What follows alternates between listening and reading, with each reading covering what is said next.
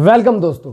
तो आज के वीडियो में हम डिस्कस करेंगे कि मॉडल वर्ब्स के सेंटेंसेस को पैसिव में कैसे कन्वर्ट करें।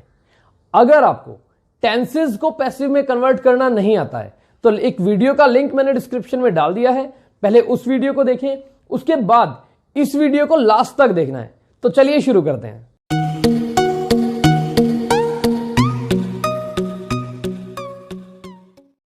तो दोस्तों सबसे पहली बात यह आती है कि जब भी हम मॉडल वर्ब्स के सेंटेंसेस को पैसिव में ट्रांसलेट करेंगे तो उनके साथ में बी या बीन और लग जाएगा। तो अभी आपको आपके सामने कुछ सेंटेंसेस दिख रहे होंगे, तो ये सभी सेंटेंसेस पैसिव वॉइस के हैं। तो इस तरह के सेंटेंसेस को ट्रांसलेट कैसे करना है, ये बातें आपको इस वीडियो में क्लियर हो जाएंगी। तो अभी आपको आपके सामने एक टेबल दिख रहा होगा। इस टेबल में हमने बता दिया है कि किस मॉडल वर्ब के साथ तो बी लगेगा और किसके साथ बीन लगेगा। तो याद करने की ट्रिक क्या है, जिसके लास्ट में हैव आ जाए, हैव, उसमें बीन लग जाएगा, और जिसके लास्ट में हैव नहीं है उन सभी के साथ बी लगा देना है आपको।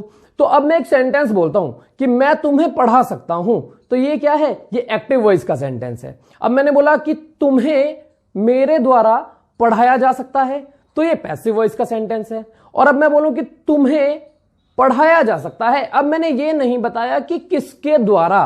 तो आपको पता ही है कि अगर सब्जेक्ट दिया जाए तो भी वो पैसिव वॉइस था, और अगर सब्जेक्ट ना दिया जाए तब भी वो पैसिव वॉइस ही है। यानी तुम्हें पढ़ाया जा सकता है, सब्जेक्ट नहीं दिया तो ये भी पैसिव वॉइस का ही सेंटेंस है। तो जब भी एक्टिव वॉइस को पैसिव वॉइस में हम कन्वर्ट करेंगे तो रूल क्या होगा, सबसे पहले आएगा ऑब्जेक्ट, उसके बाद आएगा मॉडल वर्ब, उसके बाद बी या बीन, उसके बाद वर्ब की थर्ड फॉर्म आएगी, उसके बाद बाई, और उसके बाद सब्जेक्ट आ जाएगा। तो चलिए एक एक करके इन सभी के हम सेंटेंसेस को कन्वर्ट करना सीखते हैं। जैसे मैं आपसे बोलूं कि आई कैन टीच यू, मैं तुम्हें पढ़ा सकता हूं, तो ये एक्टिव वॉइस का सेंटेंस है। और इसका पैसिव कैसे बनेगा, तो रूल क्या है, सबसे पहले ऑब्जेक्ट आएगा यानी यू, उसके बाद मॉडल वर्ब आएगी, मैंने कैन लगा दिया, यू कैन, उसके बाद बी या बीन कौन सा लगाएं, तो कैन के साथ आता है बी, मैंने बी लगाया है तो यू कैन बी। उसके बाद वर्ब की थर्ड फॉर्म, तो टीच की थर्ड फॉर्म क्या होती है, टीच, टॉट, टॉट, तो यू कैन बी टॉट, उसके बाद बाय, उसके बाद सब्जेक्ट क्या था, मैं, यानी मेरे द्वारा, तो you can be taught by me. अब देखते हैं कुड। तो कुड का आपको पता ही होगा, कुड का यूज सकता था या सका इनके लिए होता है। जैसे मैं तुम्हें पढ़ा सकता था, तो आई कुड टीच यू। तो पैसिव कैसे बनेगा, यू कुड, कुड के साथ बी आ जाएगा, तो you could be taught by me. तो अब अगला एग्जांपल देखते हैं कुड हैव का। कुड हैव का मतलब सकता था के लिए यूज होगा। जैसे वह तुम्हें बुला सकता था, तो he could have called you. तो पैसिव कैसे बनेगा, तुम्हें उसके द्वारा बुलाया जा सकता था, तो you could have been called by him. Could have के साथ क्या लगा, बीन लगा। अब नेक्स्ट देखते हैं शुड। जैसे शुड का मतलब चाहिए, तो शुड का मतलब क्या होता है, चाहिए। जैसे मुझे तुम्हें पढ़ाना चाहिए, तो आई शुड टीच यू। तो पैसिव कैसे बनेगा, तुम्हें मेरे द्वारा पढ़ाया जाना चाहिए, तुम्हें मेरे द्वारा पढ़ाया जाना चाहिए, तो you should be taught by me, should के साथ बी लगेगा।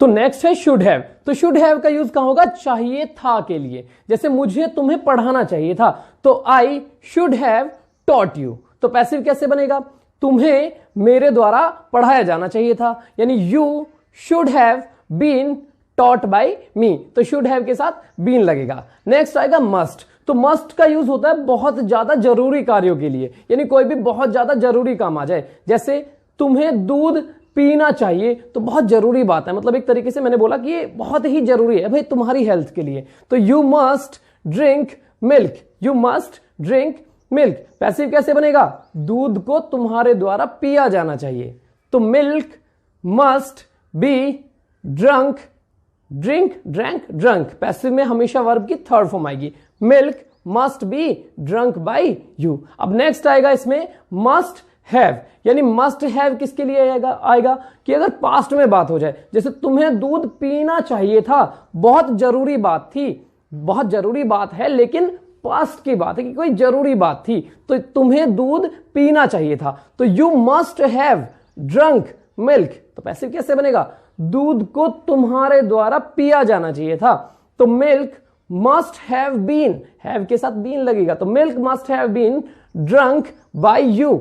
नेक्स्ट है मे या माइट। तो मे या माइट का यूज होगा सकता है या गा गी गे या शायद, यानी किसी संभावना के लिए, जहां पर किसी बात की कोई संभावना हो तो आप मे या माइट लगा दोगे। बस एक बात याद रखना, अगर बहुत ज्यादा संभावना है तो मे लगेगा और अगर कम संभावना है तो माइट लगेगा। जो दोनों में डिफरेंस है वो बस इसी बात का है कि अगर ज्यादा संभावना होती है तो हम मे लगाते हैं और अगर कम संभावना है तो हम माइट लगाते हैं। जैसे मैं तुम्हें पढ़ा सकता हूं, यानी कुछ संभावना है कि मैं तुम्हें पढ़ा दूं, तो आई मे teach you.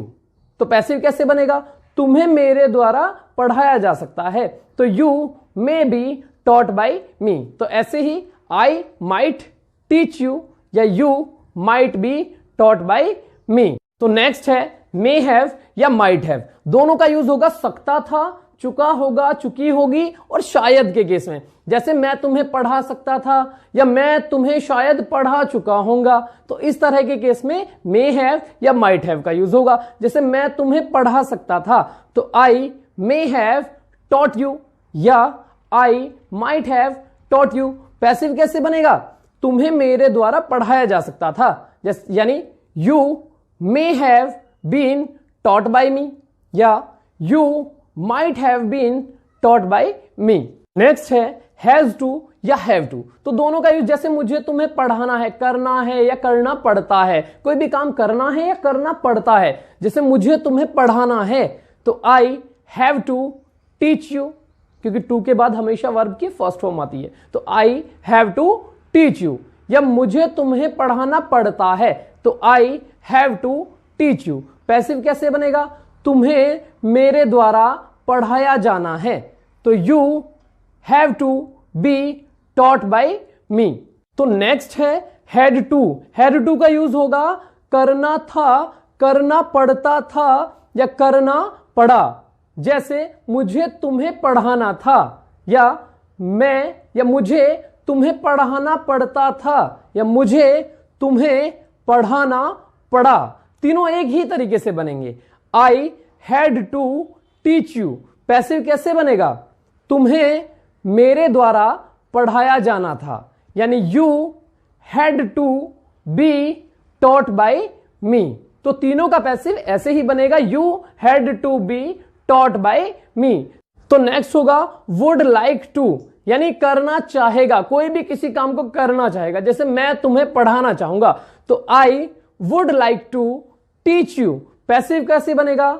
You would like to be taught by me. तो लास्ट है यूज्ड टू और वुड। जैसे एग्जांपल के लिए मैं तुम्हें पढ़ाया करता था और उसके बाद मैं रवि को पढ़ाता था, तो I used to teach you. I used to teach you. Then I would teach Ravi. Passive कैसे बनेगा? दो अलग अलग सेंटेंसेस हैं। देन क्या है? यहां पर कंजंक्शन है। तो अगर मैं इनका पैसिव बनाना चाहूं तो मैं तुम्हें पढ़ाया करता था, तो तुम्हें मेरे द्वारा पढ़ाया जाया करता था, तो कैसे बनेगा? You used to be taught by me. अब देन तो ऐसे ही रहेगा। उसके बाद आई वुड टीच रवि, तो Ravi would be taught by me. तो आई होप अभी आपके सारे डाउट्स क्लियर हो चुके होंगे, लेकिन अगर फिर भी आपका कोई डाउट रहता है तो आप कमेंट सेक्शन में पूछ सकते हैं।